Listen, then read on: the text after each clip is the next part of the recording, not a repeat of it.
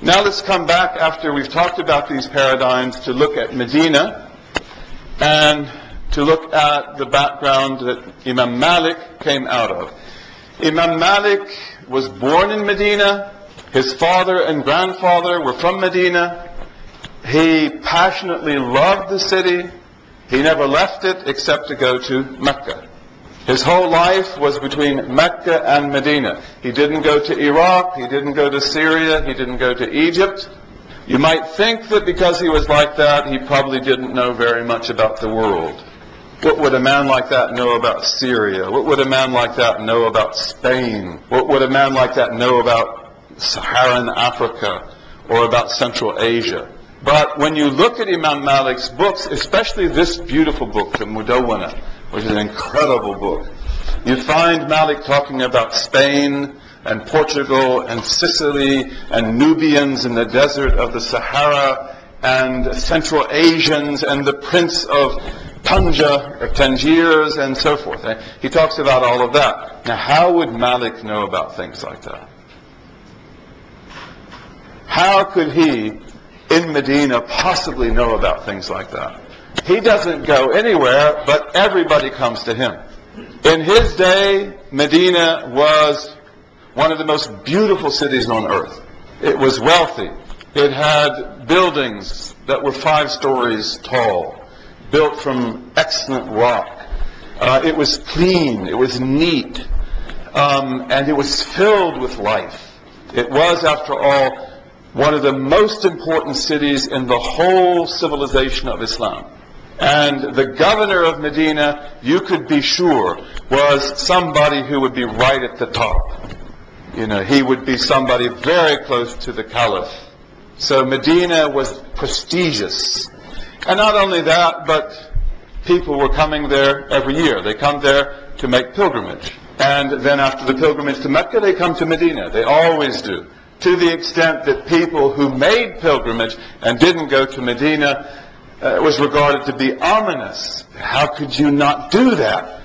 There must be something really wrong. You had to go to Medina, and everybody did. They wanted to. That's where the Prophet was buried, sallallahu alaihi wasallam. That's where the companions, most of them, were buried. That was also the history was there. Where did the Prophet fight this battle? I could even show you, if we went to Medina, where Salman al-Farisi was working with the dates when he heard the news of the Prophet. Because people know, this is where that date orchard was. This is where Salman al-Farisi was. Where were the Jews of Qurayza? Where were the Jews of Nadir? You can, even to this day, we know they were over here and those were over here. So, I mean, you want to see that. It's a beautiful place. And the whole world would come to Medina. And it would be filled with people, even to the extent, as we mentioned last time, that Imam Malik, who received guests from all parts of the world, had to have a chamberlain. He had to have what we call a hajib. What would you call that in good English? Not a chamberlain. Nobody knows what a chamberlain is anymore, but what would you call that in good English?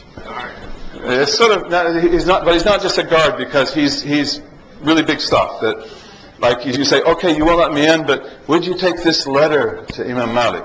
And say, all right. Yeah, so he's a prestigious guard. And so he won't let everybody in. In the morning he will let in the people of Hijaz by the hundreds, the people from Mecca by the hundreds, the people from Syria by the hundreds, the people from Egypt by the hundreds, the people from, one country after another, Spain. So he knows actually exactly what's happening in the world, even more than this great man, Abu Hanifa. Abu Hanifa knows because he's in the great cosmopolitan city of Kufa. But that city is not in any way as cosmopolitan as Medina. Everybody in Kufa, after all, even Abu Hanifa, comes to Medina. And Abu Hanifa would come to Malik and they would sit together. And they liked each other.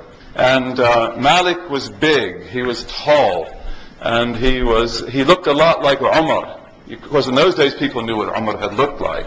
And it happens that he had sort of reddish hair, and he had bluish eyes. So they called him an Azraq al-Ashqa. That's because of his mother's side. Because there's mothers that are there that are probably of North African or European background.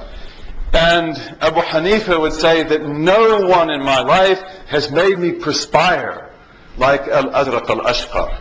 like Malik, this reddish-haired man with the blue eyes. He said, because Malik asked really hard questions. And Imam Malik would say the same thing about Abu Hanifa. And after Abu Hanifa died, Abu Hanifa's son would come. And again, these would be private sessions. Imam Malik, if Abu Hanifa came, it's like they would meet in private, in honor of each other, because they were great scholars. But so everybody comes to Medina. It's a great city. And of course, it was the prophetic capital. And for that reason, especially from a legal standpoint, it was much more important than Mecca. Because everything that happened in Mecca was brought to Medina. And it was in Medina that the law was established. It was in Medina that the Quran that dealt with law was revealed. And if you believed in the practices of Medina as being authentic, then you would also believe that those of them that went back to the Prophet were established by the Prophet himself. So this, of course, gave the city a great aura. And it still, of course, has an aura like that, but certainly not like it had in those days. Now, also, it had its traditions of great sheikhs. All of these places did. Abu Hanifa is a great sheikh, and he takes from great sheikhs. He didn't start something. He took something and passed it on. But in Medina, you had a tremendous tradition, which we won't go into in detail because we need to move on. But part of that tradition was the tradition of the 7 fuqaha. The 7 fuqaha. And these were successors.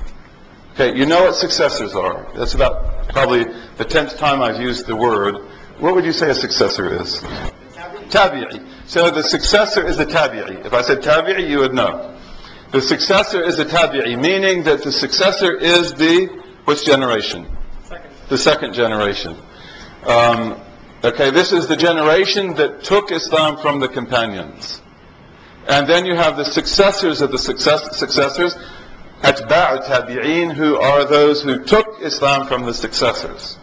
And then you have generations after that. But in the second generation, you had the 7 fuqaha. And these were regarded at the time as the greatest of all of the successors. I won't go through their names, but Sa'id ibn Musayyib was the greatest of them. In fact, many people said that he is the peer of Malik, even though Malik is much later. And there were others. And what's really interesting about the 7 fuqaha is that they